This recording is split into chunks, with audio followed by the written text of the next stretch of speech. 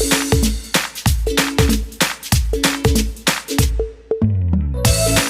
Friends, success by AD sir YouTube channel पर मैं Rajesh sir आपका स्वागत करता हूं। आज दोस्तों हम लोग चर्चा करेंगे parts of speech. Parts of speech क्या होती है? तो पार्ट्स ऑफ स्पीच को हम हिंदी में शब्द भेद कहते हैं। और ये शब्द भेद क्या होता है? यानी आपने पिछली बार देखा होगा कि वर्ड में शब्द होता है। शब्द जो है क्या होता है? यानी लेटर्स की छोटी यूनिट होती है, यानी यूनिट यानी इकाई। जो हमारी छोटी यूनिट होती है लेटर्स की, उन्हीं से मिलकर हमारा शब्द बना है, यानी कहने का सेंस कि वर्ड बना है। और इसी वर्ड को हम जो है विभाजित करते हैं, बांटते हैं, तो इसी को हम शब्द भेद कहते हैं। और इंग्लिश में इसे हम पार्ट्स ऑफ स्पीच कहते हैं। तो पार्ट्स ऑफ स्पीच क्या होता है, आइए देखिए।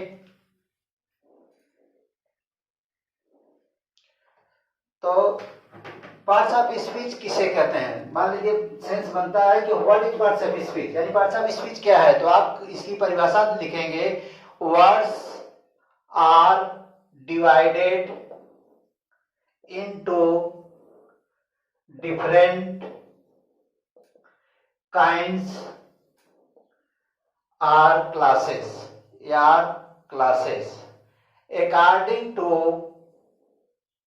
according to purpose for their used is called parts of speech।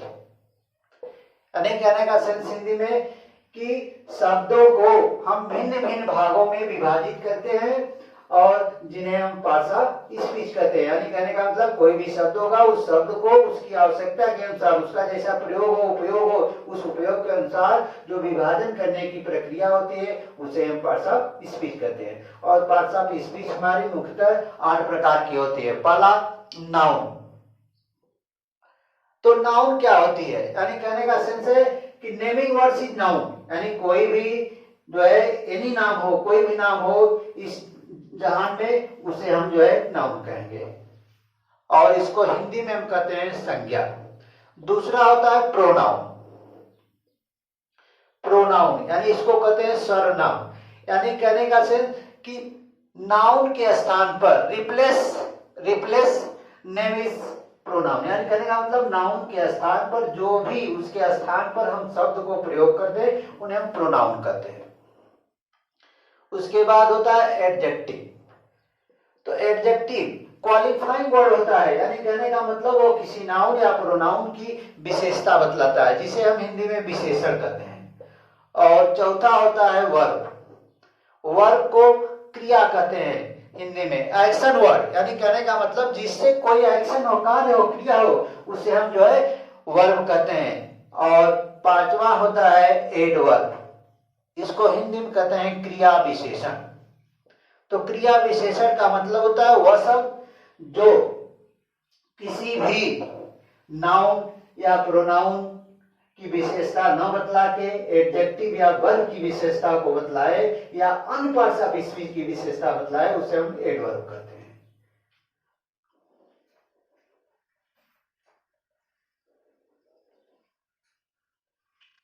और छठा होता है प्रीपोजिशन। प्रीपोजिशन क्या होता है? प्रीपोजिशन का मतलब कि संबंध सूचक अव्यय या संबंध बोधक। तो वह सब जो किसी नाउन के पूर्व आकर अपना संबंध किसी दूसरी नाउन से कर दे, उसे हम प्रीपोजिशन कहते हैं। सातवां कंजक्शन जो है ज्वाइंट वर्ड होता है, जिसे हम संयोजक या संयोजी कहते हैं। कहने का सेंस है कि एक ज्वाइंट वर्ड होता है, ये दो शब्दों को, दो वाक्यों को आपस में जोड़ने का काम करता है। और आठवां होता है इंटरजेक्शन। इसको कहते हैं विस्मयादि बोधक।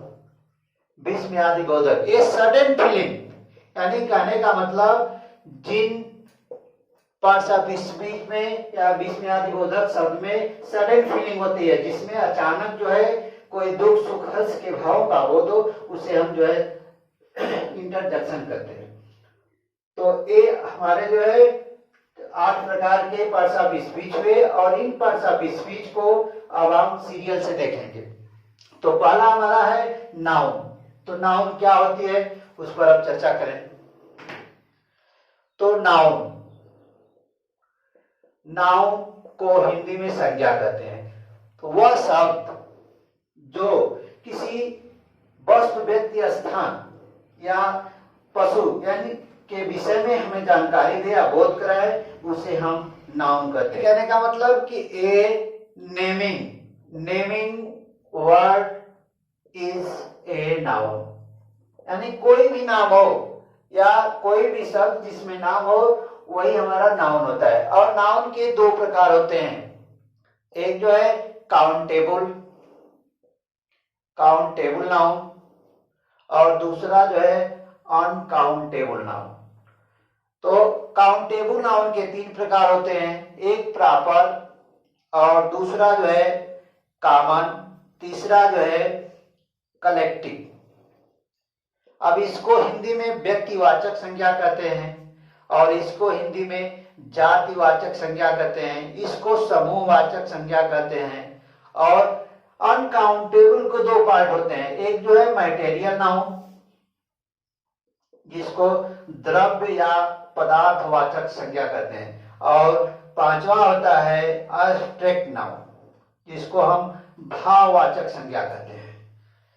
तो नाउन क्या होती है, यानी कहने का मतलब आपने जान लिया कि नाउन क्या होती है। तो प्रॉपर नाउन या कॉमन नाउन, यानी कॉमन नाउन ही एक ऐसी नाउन है जिस नाउन से सारी नाउन की उत्पत्ति होती है। तो अब इसके प्रकार को हमने जाना, तो आपको एक चीज बताता हूं कहानी के माध्यम से, उसमें आप पूरे जिक्र को आप जान जाएंगे कि नाउन क्या होती है।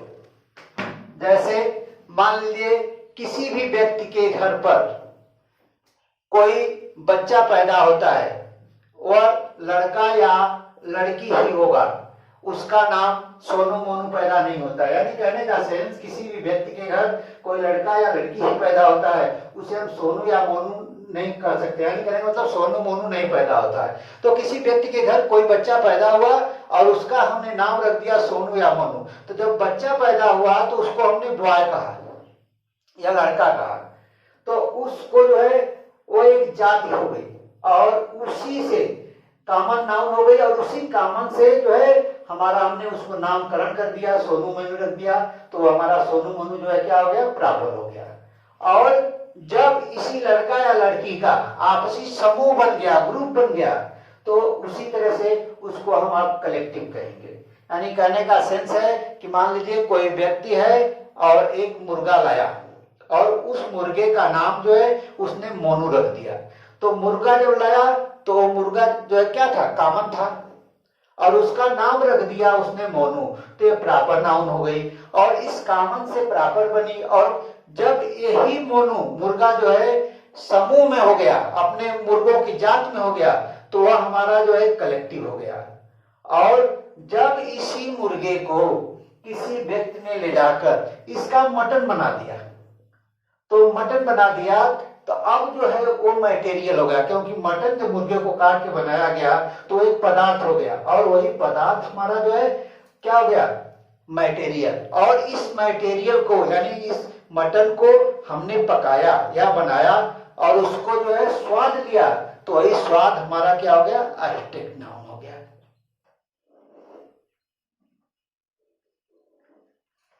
इतनी चीजें तो समझ में आ गई होगी। यानी कहने का मतलब सर्वप्रथम हम जो है जो भी चीजें जो है करते हैं वो कॉमन नाउन से। कॉमन नाउन ही जो है एक ऐसी नाउन है जिससे सारी नाउनों की उत्पत्ति होती है।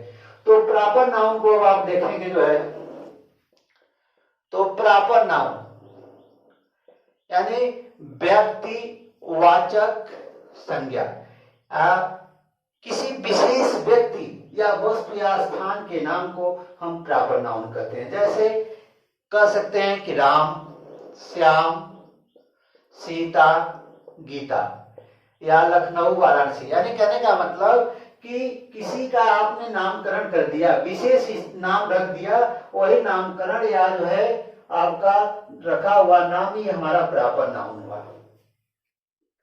तो ये हमारा प्रॉपर नाउन हुआ। जिस प्रकार से, जैसे देख लीजिए, कहने का सेंस है कि Ram is a good boy.